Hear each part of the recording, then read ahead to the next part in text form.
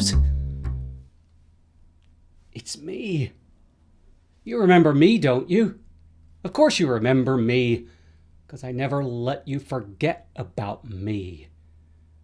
That's how I roll. N'est-ce pas? So today, Muse, I want to talk about something that I have not hinted upon. I've pretty much flat out talked about over and over again in various and sundry ways. But I think it bears repeating constantly. Not because you need to hear it, but because, well, you know who needs to hear it. I'm not very good at that winking thing, Muse. What I want to talk about today is inspired by a quote from one of my all-time favorite movies. That quote is, "Risk is good." Do you know that movie, Muse? Can you name the title of that movie? Can you name an actor in that movie? Or a song from the soundtrack? Because the soundtrack from that movie just happens to be one of the greatest of all times, I think. The movie is Hackers. Yes, I'm admitting that. And it's not the greatest movie in the world. It's just one of my favorites. It's like my comfort food. But that quote, "Risk is good." Now, you have to understand that within the context of that movie, they're not actually talking about risk, R-I-S-K. They're talking about RISC, which is a computer architecture. But I'm talking about RISK. Risk. And the reason why I want to talk about this is because I find so many writers out there afraid of taking risks. And I understand why. It's the same reason that Hollywood can't take risks. Hollywood can't take risks because movies are ridiculously expensive. And anyone who produces a movie or anyone who funds a movie has to make profit. And that's one of the reasons why they're casting the same damned actors all the time. And in a lot of cases, they're casting people that probably aren't really talented enough to pull off the role they need to pull off. And the same thing happens in television. I'm not going to say any names, but I just read yesterday that one particular actress, I like to say actor for both genders, but one particular actress makes $20 million a year for the show that she's in. Now, I started watching the show a while back, and one of my biggest complaints about that is that the lead actress is overshadowed by pretty much everybody else. And yet she's making $20 million a year. So whenever my wife and I are watching that show now, every once in a while we'll look at each other and go, $20 million a year. But the thing is that she has helped manage to make that show ridiculously popular. I don't know why. I don't know. I don't want to talk about that. But that's one of the things that Hollywood and television does. They always cast people that they know are a sure thing or as sure a thing as they can get. Now, we all know that there is no such thing as a sure thing. Just ask John Cusack if there's a such thing as a sure thing. He will tell you wholeheartedly that there isn't. And as a writer, I know as well there is no such thing as a sure thing. Ask any writer. Every so often, you'll be creating something, or you'll finish creating something, and in the back of your head, you're thinking, "This is it. This is my sure thing." And sure enough, it isn't. But that shouldn't prevent you from taking risks. And why should you take risks? Well, let's think about it. What if all of those classic roles, what if Shakespeare never took a risk? I don't know if you know this, but Shakespeare wasn't terribly well liked. And he put in place a lot of commentary about kings and queens and such. And they were actually kings and queens that were in power at the time. And he took huge risks by making these comments about this royalty and about war and about all sorts of things. And had he not taken those risks, we wouldn't have the plays that we have today. It's really easy to remain in your comfort zone. It's really easy to write something that's safe. And you see writers all the time creating safe work. You can look at any genre. Any genre. And a writer will think, hey, I know that this book sold really well from this author. So I'm going to copy that. It's going to be my take on that. Now, I've done that. I like Dracula Theory and Frankenstein Theory are my takes on those classic pieces. But I took big risks within them. I took the framework of what Stoker and Shelley had written, and I leapt in and I took some massive risks with those stories. And every time I start to write a new book, one of the first things I ask myself is, how can I do this in such a way that is not safe? What can I say with this book that hasn't been said?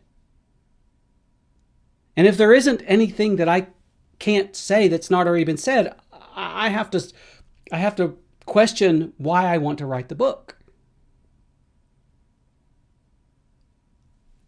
I love risk. I love taking risks. I love writing things in such a way that, okay, I'm going to say something that might sound not arrogant, but it could come off the wrong way, but I'm going to say it anyway. I like to write things that challenge the way readers believe or think. I like to challenge their faith. I like to challenge people because ultimately I believe that it is one of my jobs to make people question whether it is them questioning something that they believe in, something they do, or the grander things like their faith. I don't want to, and that's the part where I don't want it to come out the wrong way. I don't write in such a way that takes my opinion about faith and religion and says it's the right opinion and you should have it too. But I'm a Gen Xer.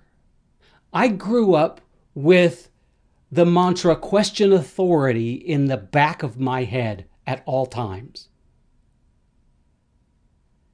Everybody in my generation grew up with that in their ear. Question authority. And we did. Not just authority, we questioned everything. Because if we didn't question everything, if we left everything as the status quo, nothing would get better. And that, my friends, or friend, as in Muse, is one of the things why I want to take so much risk in my writing. Because if I don't take risks, it's not going to grow. I'm going to remain stagnant. And the last thing a writer should want is to remain stagnant. Risk pushes us.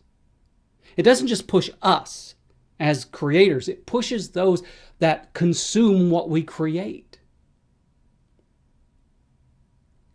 I want to challenge the boundaries of reality with my work. And I know that sounds crazy. And I know that there are writers out there that are going to say, yeah, well, that's all fine and good, but if you're taking such huge risks and the payoff isn't worth it, well, what is the payoff? And that the answer to that question very often will determine whether or not we are willing to take risks. Is the payoff simply dollars and cents? Or is the payoff greater than that? Is the payoff about making humanity better? Is it about making people reflect upon their lives? Is it about enlightening people? Is it about helping readers to change their perspective on certain issues? I have to think, because of the fact that I believe wholeheartedly in the power of art. I believe that the written word is one of the most powerful means of helping society grow. Every day people read, whether they're reading news, whether they're reading books, whether they're reading textbooks, it doesn't matter. People read. And from that, their lives are affected. And as an artist, I believe it is my goal to affect people, affect society in a positive way. And so I take risks. I challenge myself every time I sit down to write, to say, what can I do in this scene or in this chapter to challenge the reader? And yeah, sometimes it's as simple as challenge the reader's vocabulary. And sometimes it's to challenge readers' beliefs, or challenge people's perception of society, or challenge people's perception of their fellow mankind. Humankind. That's mankind. Humankind, sorry. Question authority. Take risks. That should be every artist's mantra and goal. As writers, we have such an incredible opportunity, and we shouldn't squander it. Take risk. Every chance you can. Challenge yourself to challenge others. And if you could start to build that into your writing repertoire, I promise you, whole worlds will open up, and your craft will improve, and you'll probably just feel better about yourself. Anyway, Muse, that's all I got right now. It's good to get that off my back, like a monkey, like a cute little monkey, sitting on my back, tapping me on the shoulder. Just constantly tapping, tapping, tapping. You need to say this. You need to get this off your shoulders. Otherwise, I'm going to stay. And you're going to have to feed me bananas. Anyway, Muse. That's it for today. So I want you to go off and do the things you do all those amazing things you do. And just remember, Muse, to stay awesome. Because you are awesome.